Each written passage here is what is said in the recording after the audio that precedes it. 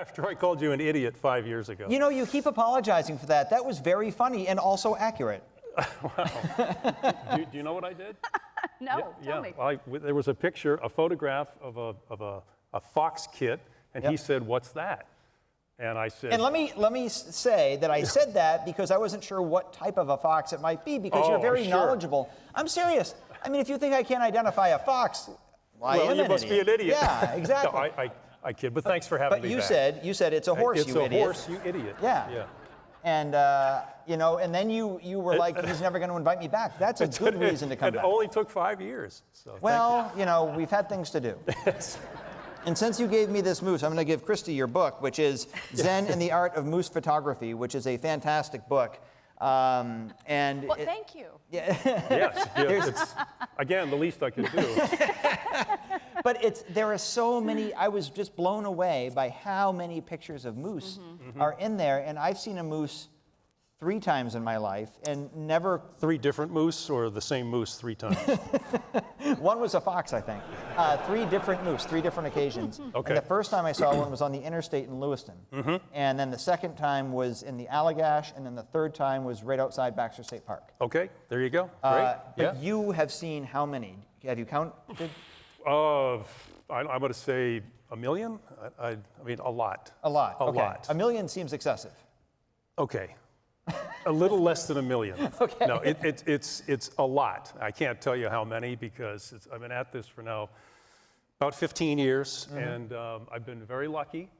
I've also, you know, had my wits about me, so I know kind of where to go for the best chance to see moose now. Is I-95 on that list? I-95 is I've seen moose on 95. Yeah. Yes, I have. Yes, I have. And Christy has seen, what, you said at least a couple, right? I've seen 2. I saw one just outside of Schoodic Point. Well, this will tell you Road. where and how to find them and see them, for the most part. Is that a guarantee? Absolutely not. Absolutely not. Good. By the way, this is very weird for me, and I have to tell you. Okay. You know, I was in TV for quite some time, and I had a talk show for about a year. And on the talk show, I interviewed, among other people, authors. But now I am one, and I'm being interviewed, so it's very weird. Very weird. Wow, I can understand that. I wasn't aware you had a talk show. Yeah, I did. Yeah. Where was it? New York. Wow. New York.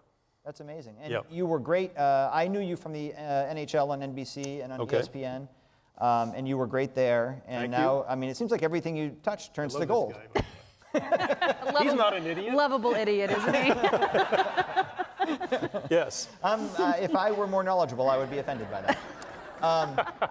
But not only the number of moose captured in pictures impressed me in this book, but also the way you weave in interesting stories and tidbits is great. Yeah, well, that was the plan. You know, look, if you're a professional photographer, which I am now, and you've got a portfolio, you know, say hundreds or thousands of photographs, what do you do with them?